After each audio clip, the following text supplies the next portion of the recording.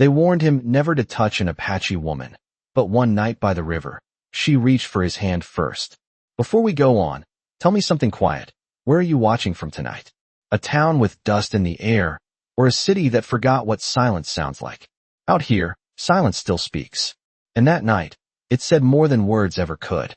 The river ran low and steady, cutting through the land like a thin silver blade, no more than 20 feet across at its widest bend, shallow enough to hear the stones shifting beneath the current. Ethan Cole had been riding since sundown, his horse moving slow now, hooves sinking into damp earth near the bank. He wasn't looking for anything. Not trouble. Not company. Men like him learned to stop expecting both. The sky above stretched wide and empty, painted in that deep blue that comes just before night decides to settle in for good. A faint breeze carried the scent of wet clay and sagebrush, brushing against his coat like a warning he didn't yet understand. He dismounted without thinking, boots hitting the ground with a soft thud, reins loose in his hand. The river always drew him in. Maybe it was the sound. Maybe it was the way water kept moving no matter what this land tried to take from it. He crouched near the edge, fingers dipping into the current, cold enough to sting, real enough to remind him he was still here, still breathing, still alone. That's when he felt it. Not a sound, not movement, just the weight of being watched. He didn't reach for his gun. Not yet. Instead, he turned his head slightly, slow enough not to provoke whatever, or whoever, stood behind him. She was there, about 10 feet away, barefoot on the damp earth, as if she had stepped out of the river itself.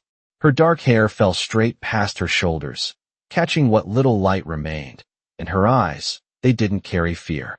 That was the first thing he noticed. No fear. Not of him. Not of the distance between them. She wore a simple dress, worn from travel, the fabric marked with dust and faint traces of dried river water.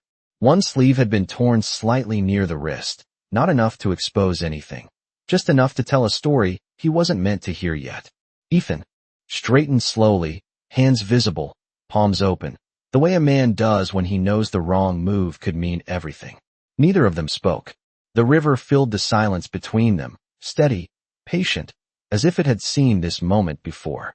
She studied him the way people study the horizon, looking not for what is, but for what might come. And Ethan, he didn't look away. Most men would have. Most men would have filled the silence with words they didn't mean, or reached for steel out of habit. But he stayed still, because something about her said that neither would matter here. A long second passed, then another. The light faded just a little more, and then she moved. One step forward, then another. Not cautious, not hesitant, certain, like she had already decided something before he ever turned around. Ethan felt it then, that shift in the air. Not danger, not peace, something in between. She stopped just an arm's length away, close enough that he could see the fine dust on her skin, the faint rise and fall of her breathing, steady despite everything this moment should have been. Her gaze dropped briefly, to his hands, then back to his eyes, and without a word, without permission, without fear, she reached out. Her fingers brushed against his. Light, barely there, but enough to stop the world for half a heartbeat. Ethan didn't move. Couldn't. Because out here, a touch like that wasn't small. It wasn't nothing. It was a line, and she had crossed it first. Somewhere in the distance, a coyote called, its voice stretching thin across the open land.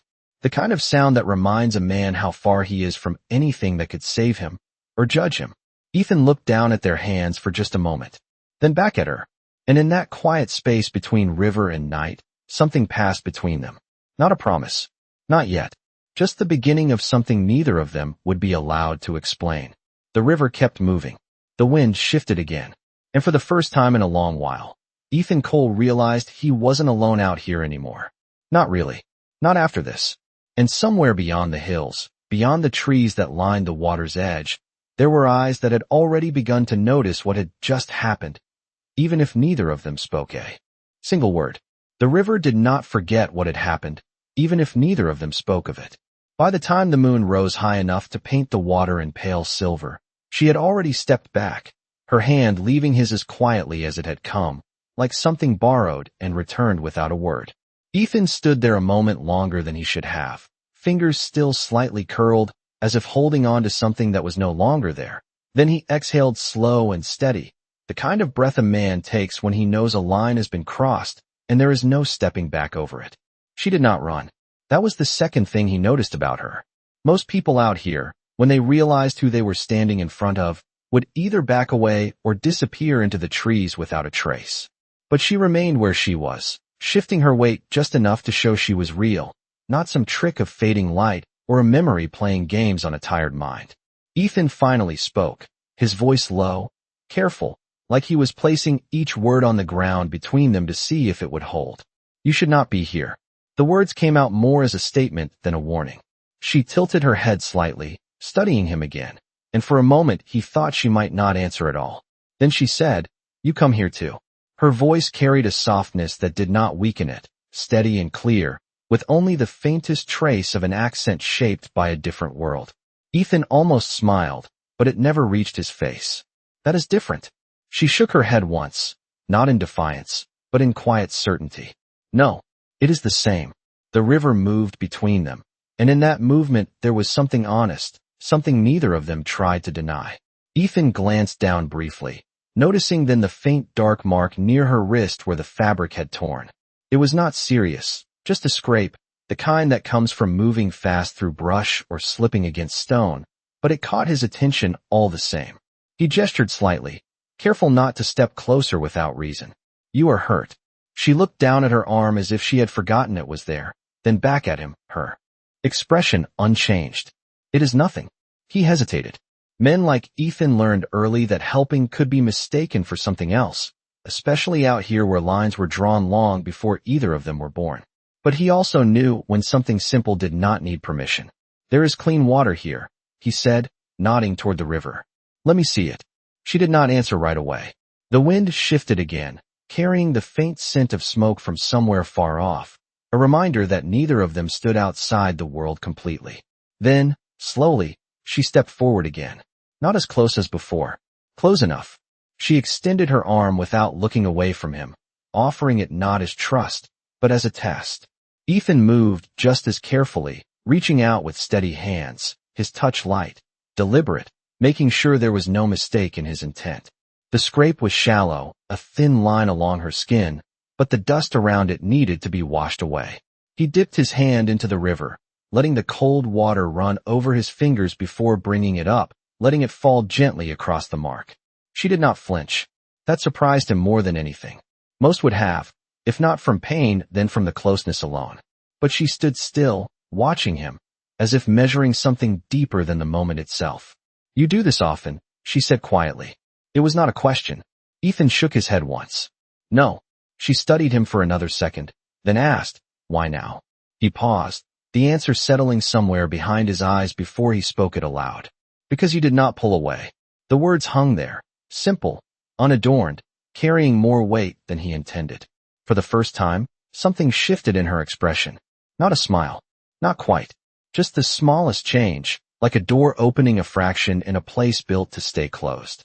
When he finished, he let his hand fall back to his side, stepping away just enough to give her space again. She lowered her arm, glancing at the clean skin as if it no longer mattered. The silence returned, but it was different now. Not empty, not tense. Something quieter, something shared. After a moment, she reached to her neck and pulled free a small piece of turquoise stone tied with worn leather, the surface smooth from years of touch. She held it for a second, then stepped forward once more and placed it in his open palm without explanation. Ethan looked down at it, the stone catching what little light remained, a dull blue that seemed to hold its own quiet history. When he looked back up, she had already taken a step back. "You should not keep that," he said. Her eyes met his again, steady as the river. "Then do not lose it," she replied. And just like that, she turned, moving toward the line of trees as if the ground itself guided her steps, silent, certain, gone before the night could fully claim her shape.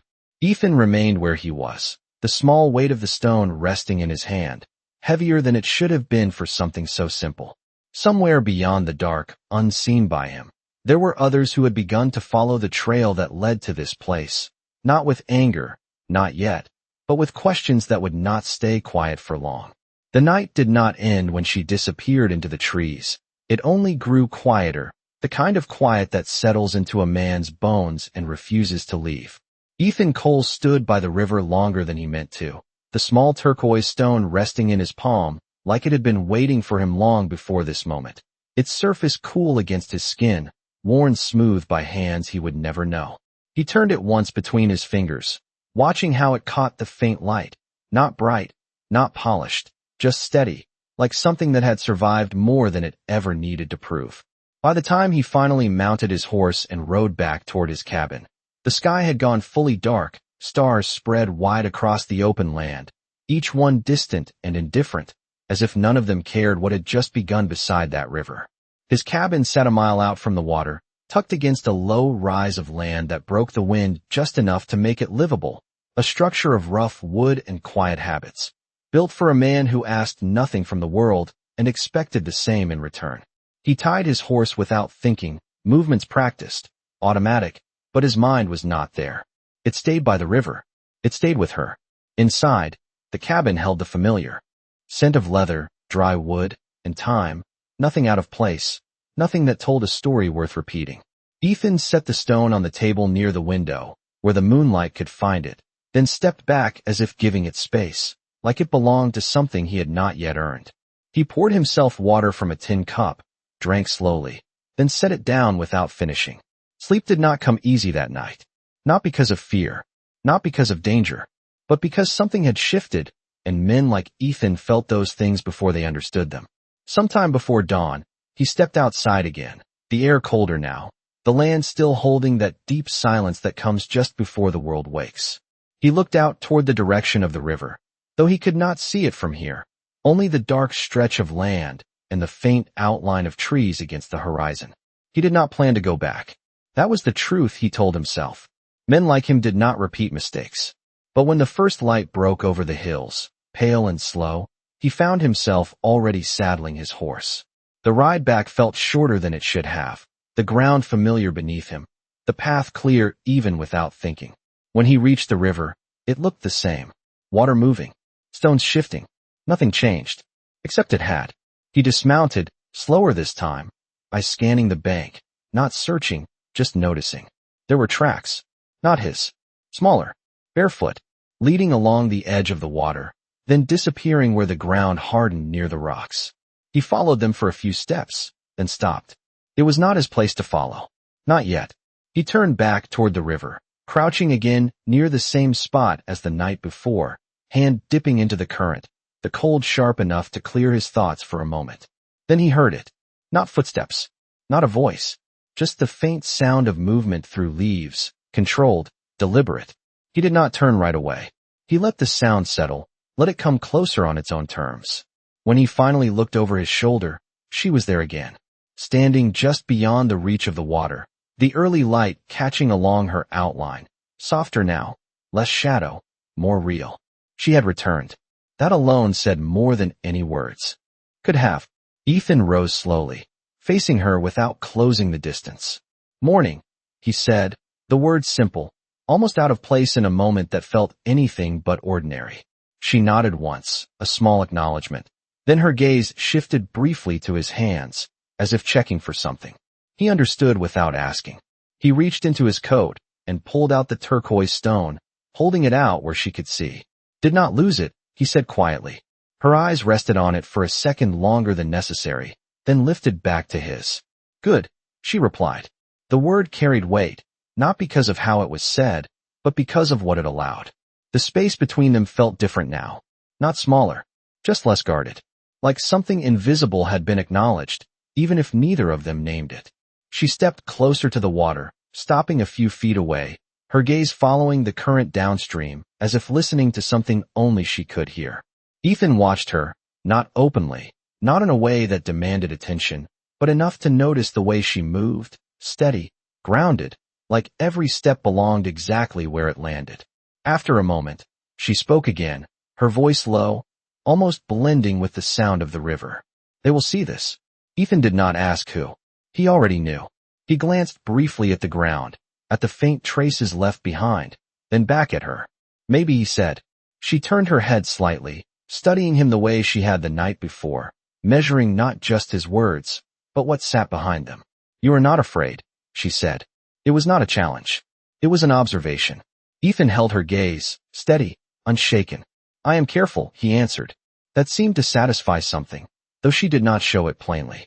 The wind moved again, lighter now, carrying the warmth of morning with it. But beneath it there was something else, something distant, something that did not belong to either of them. Ethan felt it before he saw it, the same way he had felt her presence the night before. Eyes. Somewhere beyond the line of trees. Watching. Waiting. He did not reach for his gun. He did not step closer to her. He simply stood there, the river moving between them, the morning rising around them, and the quiet understanding settling in that whatever had begun. Here was no longer theirs alone. The feeling did not leave when the sun climbed higher. It only settled deeper, like heat in dry earth that does not show itself until you step too close.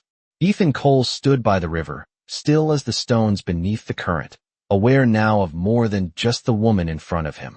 The land had shifted, not in sound, not in movement, but in attention. She felt it too. He could see it in the way her shoulders held just a fraction tighter than before, not fear, never fear, but awareness sharpened by something older than either of them. She did not look toward the trees. That was the first sign. Instead, she kept her gaze on the water, as if refusing to acknowledge what had already begun to watch them. Ethan followed her lead. Out here, looking at danger was often the fastest way to invite it closer. The river moved between them, steady, patient, carrying away anything that dared to linger too long.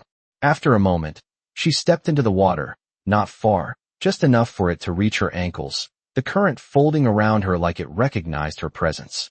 Ethan remained where he was, but he watched the way she moved, careful, deliberate, as if every step had meaning beyond what it showed.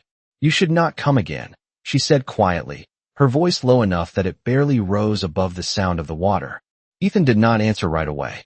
He glanced once toward the trees, not directly, just enough to confirm what he already knew. Then he looked back at her.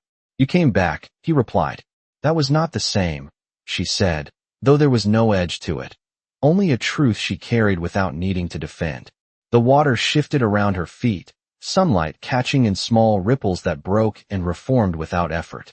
Ethan took a step closer to the edge, not into the water, just near enough to shorten the distance between them by a few feet. That difference matters to someone, he said. She did not deny it. She only lowered her gaze briefly, as if considering something she had already decided long before this morning. It matters to them, she said, and this time her eyes flicked, just for a second, toward the line of trees. It was enough. Ethan understood. There were others now. Not close enough to step forward. Not far enough to ignore. Watching. Waiting. Not for a mistake. For a reason. He let out a slow breath, the kind that carried weight without showing it. I am not here for them, he said. Her head turned slightly, and there it was again, that quiet shift in her expression, something softer, something that did not belong to the world beyond this river. That is what makes it dangerous, she answered. The words settled between them like dust after a long ride. Slow, unavoidable, real. Ethan looked down at the water, watching the way it moved around the stones, never stopping, never holding on to anything longer than it had to.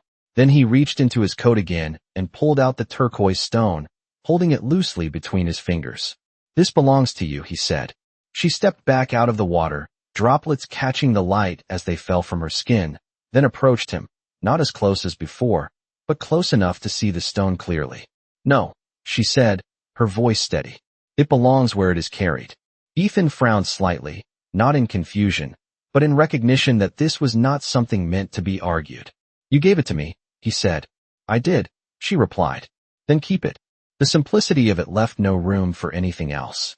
He closed his hand around the stone again, feeling its weight, not heavy, but present, like a reminder he could not set down even if he tried. The wind shifted once more, stronger now, brushing through the trees behind her, carrying with it the faint sound of something that did not belong to the river. A branch moving where there was no need for it to move. A step taken with care. Ethan did not turn. Neither did she. But the space between them changed again, no longer just theirs, no longer quiet in the same way. You should go, she said after a moment, her voice lower now, not urgent, but firm. Ethan held her gaze for a second longer than he should have, then nodded once. He did not argue. He did not ask questions. Men like him knew when the ground beneath them had begun to shift in ways that could not be stopped by standing still. He stepped back, one pace, then another, eyes never leaving hers until the distance made it necessary. She did not move. She did not follow. She simply stood there, the river at her back, the trees behind her holding secrets that were no longer hidden. Ethan turned then, slow, deliberate, walking back toward his horse, each step measured, each movement controlled, not because he was afraid, but because he understood something now that he had not before. This was no longer just a meeting by the river. This was something seen, something marked. He mounted without hurry, the leather creaking softly beneath him, then paused for just a moment, looking back one last time. She was still there, still watching, not asking him to stay, not asking him to leave, just standing in that quiet place between what was allowed and what had already happened. Ethan tipped his hat slightly, not out of habit, but out of something closer to respect, then turned his horse and rode away from the river, the sound of hooves fading into the open land. Behind him, the river kept moving, unchanged. But in the trees, beyond the reach of sunlight, the watchers remained, and for the first time, they were no longer only watching her. They were watching him too. The dust did not rise when Ethan rode away, but the land remembered him all the same. The rhythm of his horse's hooves stretched out across the open plain, steady, unhurried, yet carrying something heavier than the morning had given him when he arrived. He did not look back again, not because he did not want to, but because he understood that some things lose their meaning the moment you try to hold onto them too tightly. The wind followed him for a while, brushing against his coat, carrying faint traces of river water and something else, something quieter, something that lingered longer than it should have. By the time he reached his cabin, the sun had climbed high enough to flatten the shadows across the ground, leaving everything exposed in a way that felt almost unfamiliar. Ethan dismounted slowly, tying his horse with the same practiced motion, but his eyes moved differently now, scanning the edges of his land, the fence line, the low ridge beyond the barn, places he had not paid much attention to in years. Not because they had changed, because he had. He stepped inside. The cabin holding its usual stillness, the kind that once brought him comfort but now felt just a little too empty, like a room that had forgotten what it was meant to hold. The turquoise stone rested in his pocket, its presence impossible to ignore. He pulled it out and set it again on the table near the window, exactly where the light could find it. It did not shine. It did not demand anything. It simply existed, steady and certain, like it knew it belonged there more than he did.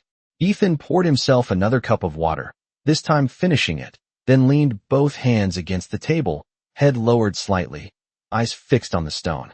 You should not come again, her voice echoed in his mind, not as a warning, but as a truth she had already accepted. He let out a slow breath, then straightened, stepping back as if distance might make the weight of it all easier to carry. It did not. Outside, a crow called from somewhere near the ridge, sharp and sudden, breaking the quiet in a way that did not belong to chance. Ethan stepped back out into the sunlight, eyes narrowing slightly as he scanned the distance again. There was nothing there. Not a rider. Not movement. Just land stretching out the way it always had. But the feeling remained. Watched. Not closely. Not aggressively. Just enough to remind him that whatever had begun by the river had followed him home.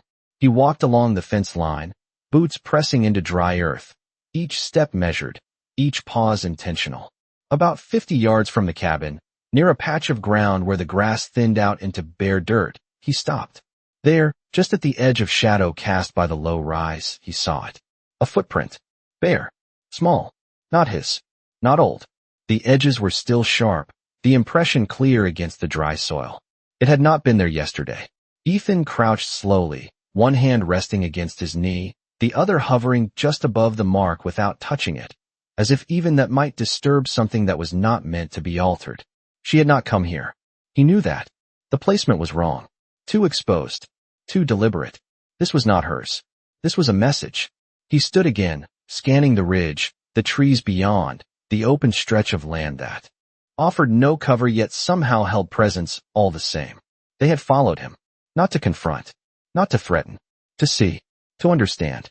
To decide. Ethan remained still for a long moment, then turned back toward the cabin without hurry, without urgency, as if acknowledging something without agreeing to it. Inside, the air felt different now, heavier, like it carried more than just the scent of wood and time. He moved to the table again, picking up the turquoise stone, holding it between his fingers, turning it slowly as if searching for something hidden within its quiet surface. "You said it belongs where it is carried," he murmured under his breath, the words barely audible, not meant for anyone but himself. His grip tightened slightly, not out of anger, but out of understanding. This was no longer just a meeting. It was no longer just a choice. It was something seen, something answered. Outside, the wind picked up again, stronger this time, moving across the land in long, steady breaths that bent the grass and carried dust along the ground without lifting it fully into the air. Somewhere beyond the ridge, beyond the line of sight he could not cross without invitation, there were eyes still watching, still waiting, not for him to leave, but for him to decide what kind of man he would be now that he knew he was no longer alone in his own silence. Ethan closed his hand around the stone once more, then slipped it back into his pocket, not as something borrowed, but as something accepted. He stepped outside again, standing in the open, letting the wind settle against him, his gaze fixed not on where they might be, but on where he would go next. And for the first time since that night by the river, he did not feel like the land belonged only to him anymore.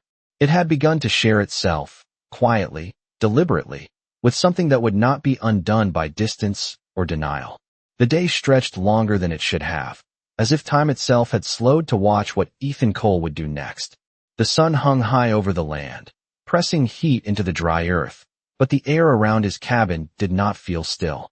It carried something beneath it now, something that did not belong to wind or weather. Ethan moved through his routine without rushing, checking the fence line again, walking the same paths he had walked for years, but nothing felt the same under his boots. Every step now had weight. Every sound had meaning. Even the silence felt like it was listening back. By mid-afternoon, the sky had turned that pale, endless blue that made distance hard to measure, and the land stretched out in all directions without offering a single place to hide. Ethan stood near the edge of his property, about 100 yards from the cabin, where the ground sloped gently downward toward the open plain. From there, he could see farther than most men cared to look. And today he saw it. Not clearly, not fully, but enough. 3 figures, far out near the line where the land met the sky. Mounted. Still. Not moving closer. Not turning away. Just there. Watching. Ethan did not reach for his rifle. He did not call out. He simply stood where he was, letting the distance speak for itself. Out here, a man learned that the way you responded mattered more than the reason you were being watched. He rested his hands loosely at his sides, posture calm, unthreatening, but not weak. The figures did not move. Minutes passed. Maybe more. The sun shifted slightly, casting longer shadows behind him, and still they remained. Not closing the distance. Not leaving. Just measuring him the way he had measured the land his whole life. Ethan exhaled slowly, then turned his back on them. That was the choice. Not to ignore. Not to challenge. To acknowledge without surrendering anything. He walked back toward the cabin at an even pace, each step deliberate, the sound of his boots steady against the dry ground. He did not look over his shoulder. He did not need to. He knew they were still there. Inside, the cabin felt smaller now, not in size, but in purpose. Ethan moved to the table again, pulling the turquoise stone from his pocket and setting it down where the light fell across it.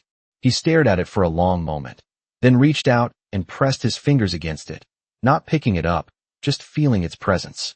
"You brought this with you," he said quietly, though there was no one there to hear it. The words settled into the wood, into the walls, into the space that had once belonged only to him. Outside, the wind shifted again, stronger now, pushing against the cabin in slow, steady breaths, as if the land itself was waiting for something to change. Ethan stepped back out into the open, his eyes lifting once more toward the horizon. The 3 riders had not moved. They were still there, distant, silent, patient. But now, something else caught his attention. Closer. Much closer.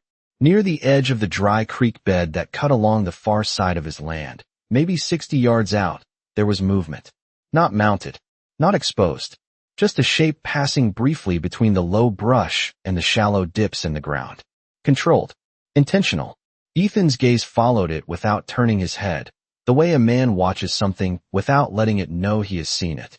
It disappeared as quickly as it came, leaving behind nothing but the faint impression that the distance between him and them had already begun to close. He stood there for a long moment, letting the pieces settle into place. This was not a warning. This was not a threat. This was something else. A question. The kind that did not need to be spoken because the answer would come in what he chose to do next.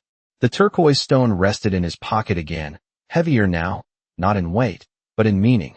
Ethan adjusted his hat slightly, eyes narrowing just enough to cut the glare of the sun, then took a step forward, not toward the riders, not toward the movement in the brush, but toward the open land between them. One step, then another. Not fast, not slow, just steady. He walked about 20 yards out from his cabin and stopped, standing in the open where there was no cover, no advantage, nothing to hide behind. The wind moved around him, lifting the edges of his coat, carrying dust across the ground in thin lines that vanished as quickly as they appeared. He did not raise his hands. He did not speak. He simply stood there, visible, present, letting the land, and whatever watched it understand one thing clearly. He was not leaving. Not out of defiance. Not out of pride. But because something had already been set in motion by the river, and walking away now would not undo it. The figures on the horizon remained still. The shape near the creek did not reappear. But the space between them had changed again, quieter now, heavier, like the moment just before a storm that might never come but cannot be ignored. Ethan remained where he was until the sun began to dip, until the shadows stretched long and thin across the ground, until the heat eased just enough for the air to breathe again. Only then did he turn back toward his cabin, each step carrying the same steady rhythm, but with something new beneath it. Not uncertainty, not fear, understanding. Whatever came next would not come fast. It would come the way everything out here did. Slow, quiet, and impossible to stop once it had begun. The evening came slower than usual, stretching shadows across the land like long fingers that did not want to let go of the day, and Ethan Cole felt it in the way the air settled heavier against his chest, not with heat, but with expectation. The riders on the horizon had not left. That alone told him everything he needed to know. Men who came and went did not wait. Men who waited had already decided something, and they were giving him time to understand it. Ethan stood just outside his cabin, the light fading around him, the sky turning from pale gold to that deep, endless blue that came before night took full hold. He did not light a lantern. He did not move inside. He stayed where he was, visible, as he had chosen earlier, letting the land carry his presence the same way it carried theirs. Somewhere far off, a bird cut across the sky, its wings catching the last of the light, then disappearing into darkness. The wind slowed, then stilled, and with it came a silence that was no longer empty. It was full, listening. Ethan reached into his pocket, fingers closing around the turquoise stone, its surface cool now, almost cold, like it had been waiting for this moment too. He did not take it out. Not yet. He just held it there, grounding himself in something that had become more than a simple object. Then, just as the last line of sunlight slipped beneath the horizon, it happened. Not sudden, not loud, just present. A figure stepped into view at the far edge of his land, no more than 80 yards out, where the dry creek curved, and dipped low enough to hide a man until he chose to be seen. This one had chosen. Ethan's eyes settled on him without turning his head fully, just enough to acknowledge what had already been acknowledged. The man did not approach quickly. He walked with a measured pace, each step placed with care, not hiding, not challenging, simply closing the distance one decision at a time. He was not young. That much Ethan could tell even from here. The way he carried himself spoke of years that had shaped him into something steady, something that did not need to prove itself with movement or noise. His hair, dark with strands of gray, was tied back, and his shoulders held the kind of quiet authority that did not come from force. When he reached a point about 40 yards from the cabin, he stopped. The distance was intentional, close enough to speak, far enough to remain separate. Ethan did not move toward him. He did not step back. He simply stood where he was, the space between them stretching out like a line neither had crossed yet. The man looked at him for a long moment, not with suspicion, not with anger, but with something deeper. Recognition. Not of who Ethan was, of what he had done. or what he had chosen not to do. The silence held, long enough to matter. Then the man spoke, his voice carrying across the distance, low, steady, shaped by a language that held weight in every word. You stood in the open. It was not a question. Ethan nodded once. I did. The man's gaze did not shift. Most do not, he said. Ethan considered that, then answered simply. Most are not asked to. A faint change moved across the man's expression, not quite approval, not quite surprise, but something close to understanding. The wind stirred again, light, carrying the scent of earth and something older, something that belonged to the land long before fences or cabins had been placed upon it. You carry something that is not yours, the man said after a moment, his eyes lowering briefly toward Ethan's coat pocket before returning to his face. Ethan's hand moved slowly, deliberately, reaching into his pocket and pulling out the turquoise stone. He held it where it could be seen, but not offered, the surface catching the last faint traces of light. It was given, he replied. The man studied the stone, then Ethan, as if weighing both in the same quiet scale. Given things are not always meant to be kept, he said. Ethan's grip tightened slightly, not in defiance, but in certainty. She said it belongs where it is carried. For the first time, the man's expression shifted more clearly. Not to challenge. To confirm. Iana says many things, he said, but she does not give lightly. The name settled into the space between them, no longer unspoken, no longer hidden behind silence. Ethan did not react outwardly, but something inside him aligned with it, like a piece of a story finally placed where it belonged. The man took one step closer, closing the distance by only a few feet, still leaving enough space for the land to breathe between them. Then you understand, he continued, his voice softer now, not weaker, just closer. This is no longer just yours. Ethan met his gaze, steady, unshaken. It never was, he said. The wind moved again, stronger now, lifting dust in thin lines that passed between them without settling. The man watched him for another long moment, then gave a small nod, the kind that carried more meaning than words could hold. Behind him, in the fading light, the distant riders had not moved. They did not need to. What needed to be said was being said here. The man turned slightly, not away, but enough to show that the moment had shifted. You will come back to the river, he said. Not as a command, not as a request, as something already decided. Ethan did not hesitate. Yes. The man nodded once more, then stepped back, retreating the same way he had come, slow, deliberate, until the distance reclaimed him and the land swallowed his presence again. Ethan remained where he was, the turquoise stone still in his hand, the night settling fully around him now, deeper, quieter, but no longer uncertain. Somewhere beyond the darkness, beyond the reach of sight, the watchers remained. But they were no longer only watching. They had begun to accept. And that changed everything. The night settled fully after the man disappeared, but it did not bring the same solitude Ethan Cole had once known. It brought clarity, the kind that does not arrive with noise or force, but with quiet understanding that something had already been decided long before words were spoken. Ethan remained standing in the open for a while longer, the turquoise stone resting in his palm, its edges pressing lightly against his skin as if reminding him that what had begun could not be set aside like any other passing moment. When he finally stepped back inside his cabin, the darkness followed him in, not as a threat, but as a presence that no longer felt unfamiliar. He did not light a lamp. He did not reach for anything to fill the silence. Instead, he sat at the edge of the wooden chair near the window, the faint outline of the land barely visible beyond the glass, and let the weight of the day settle where it needed to. Iana.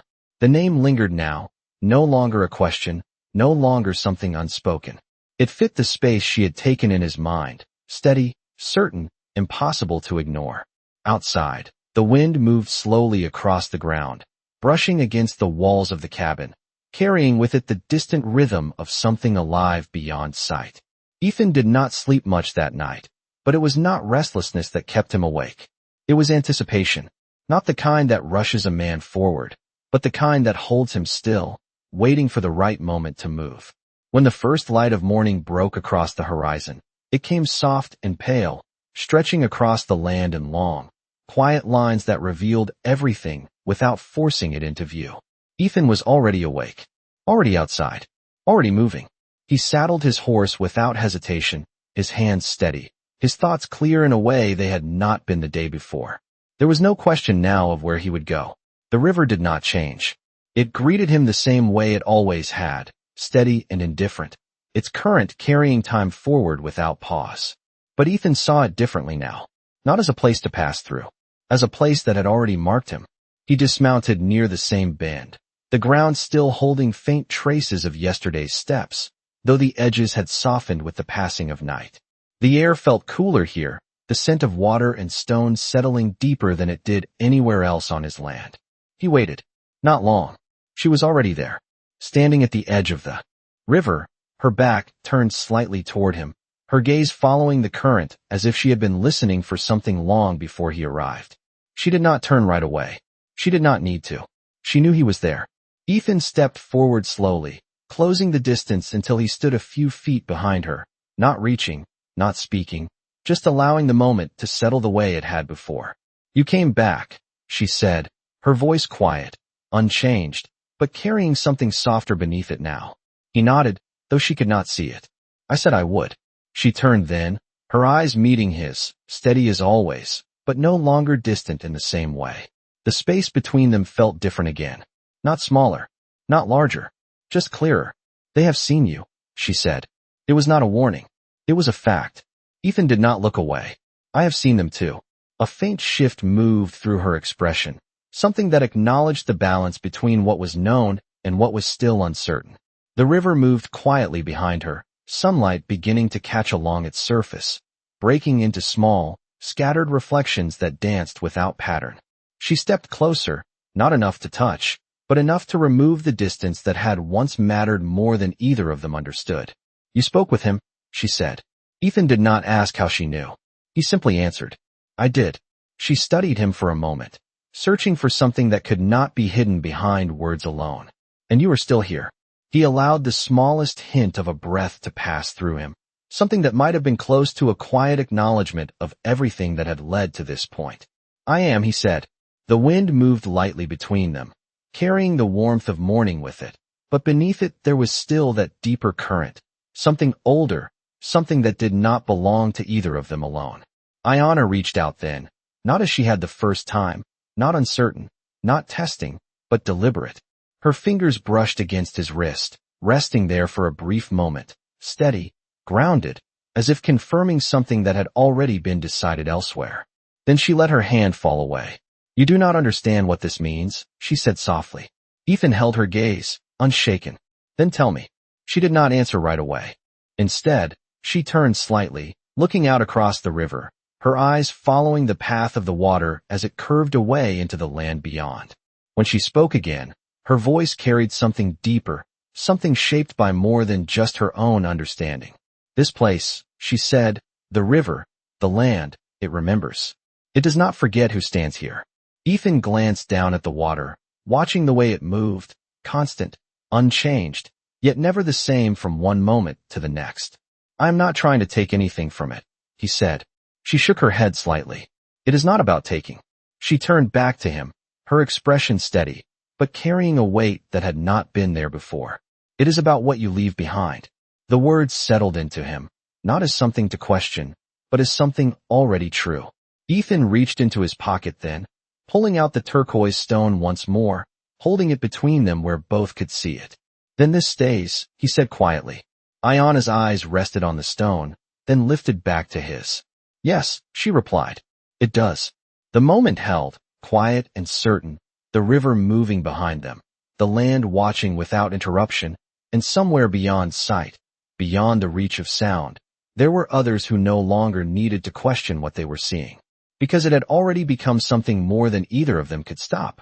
The river kept moving, the way it always had, as if nothing that happened along its banks could ever be enough to slow it down.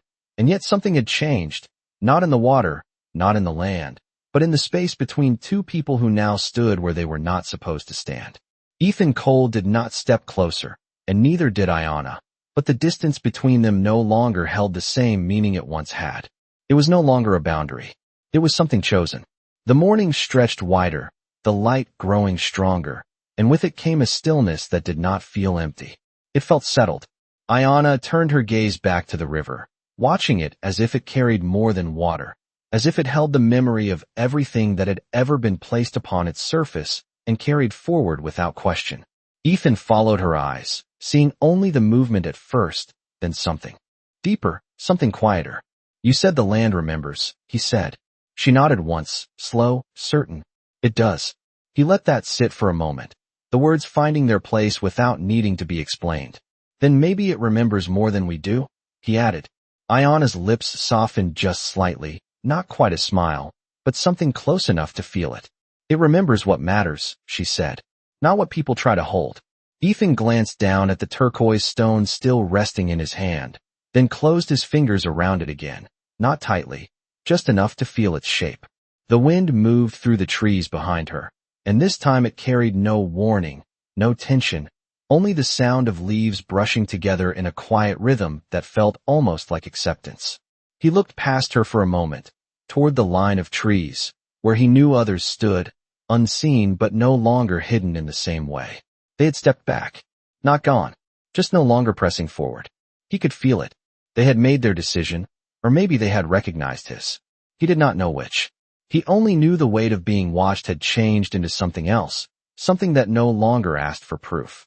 Ayana stepped closer then, just one step, enough that the space between them became something shared rather than measured. She did not reach for him this time. She did not need to.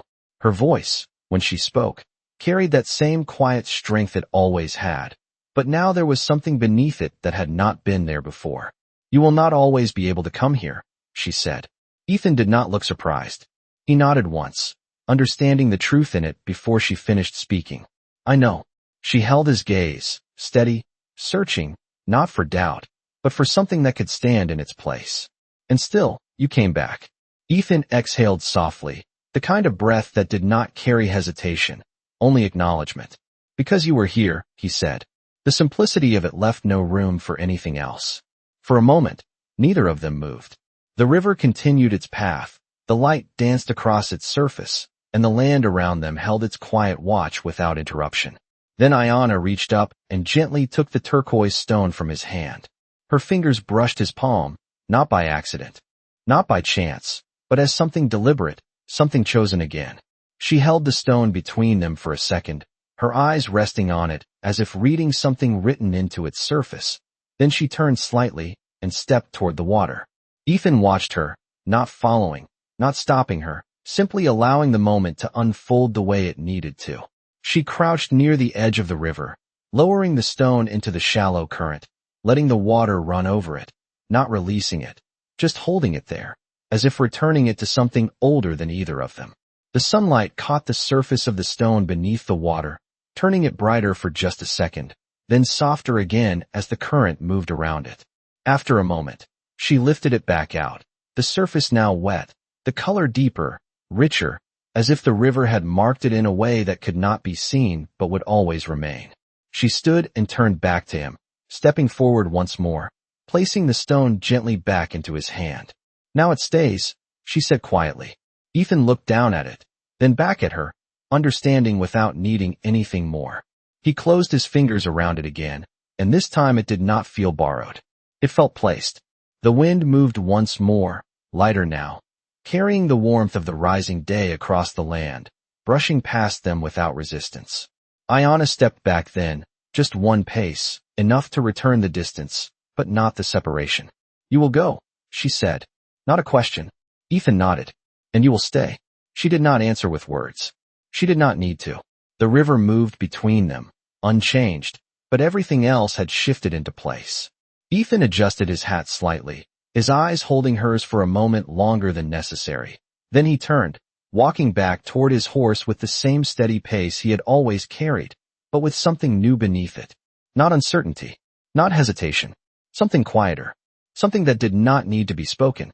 He mounted and rode without looking back, the sound of hooves steady against the earth, carrying him away from the river, away from the place that had already become something more than either of them could claim.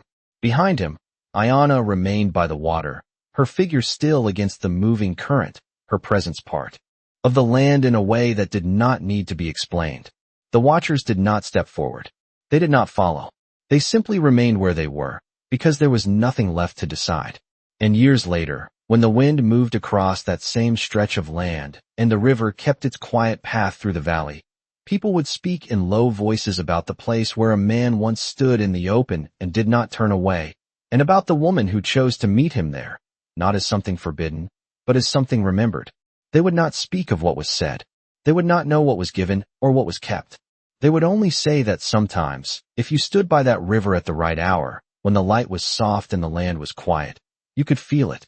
Not a story, not a memory, something else, something that did not belong to the past, something that stayed.